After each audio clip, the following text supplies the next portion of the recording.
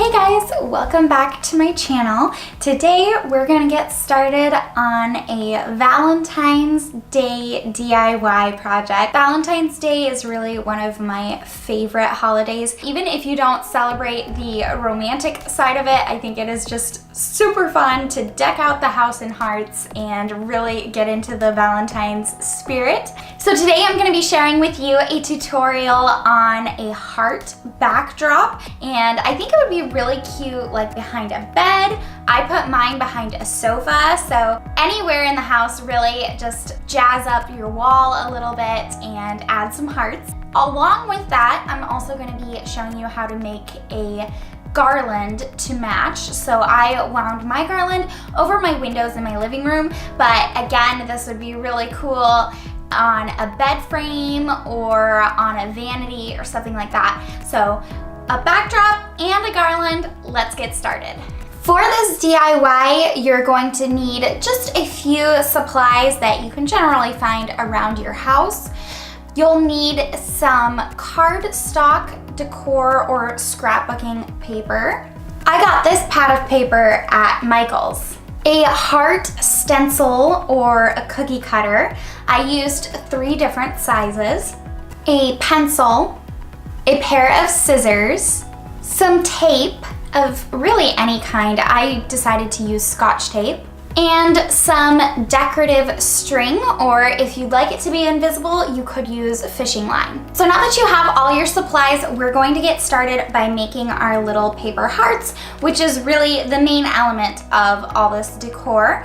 Now, if you want, you could totally skip this step and just purchase some paper hearts in any craft store or online. I chose to cut out my hearts because I already had this paper and I actually really enjoy it. It is super time consuming, but it's kind of therapeutic as you're tracing out the hearts and cutting them out. I just really enjoyed this step. So it's totally up to you if you want to purchase your hearts. That would definitely speed up the process, but I'm gonna show you how I cut mine out. You can really use any size of paper for this project. I had some 12 by 12 sheets in the booklet that I showed you, so that's what I decided to use.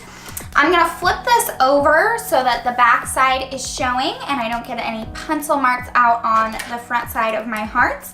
And then I'm going to take my cookie cutters and use those as some heart stencils. I'm placing my cookie cutter onto the paper, pushing it down to make sure it stays in place, and then I'm going to take the pencil and run it around the cookie cutter to draw a heart on the page. Continue to trace out your hearts until you've filled the page as much as you can.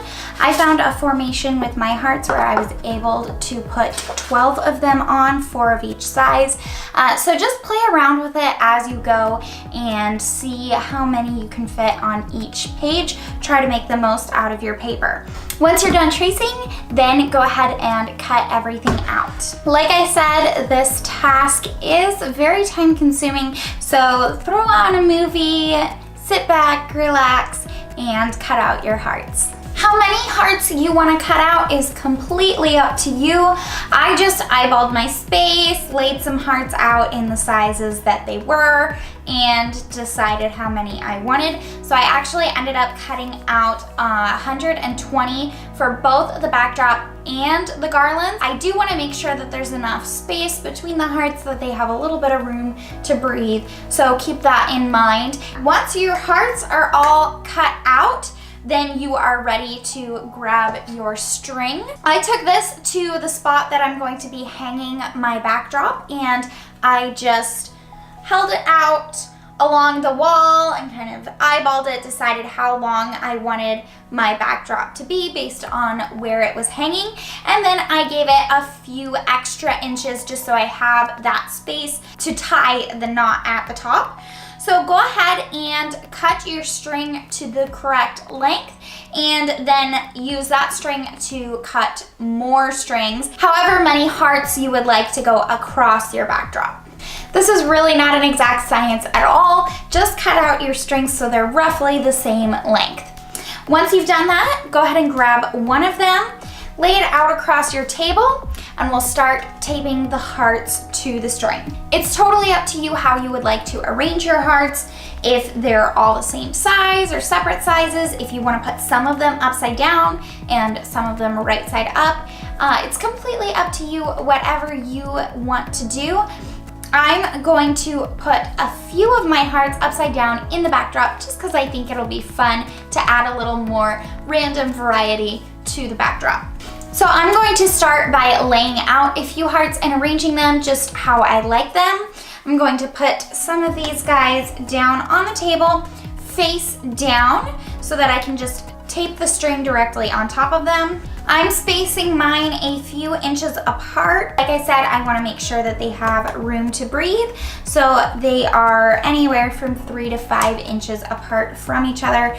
I want it to be completely random. Once I have a few of them arranged on the table the way I would like it, I'm going to take my string and lay it across. Once you have your string aligned the way you'd like it on the back of the heart, you're just going to take a little piece of tape and tape it in place. And you'll continue to do that for all of your hearts until your strings are full the way you would like them. Then at the very bottom of the string, we'll put a heart right in the end so that the end of our string will not show.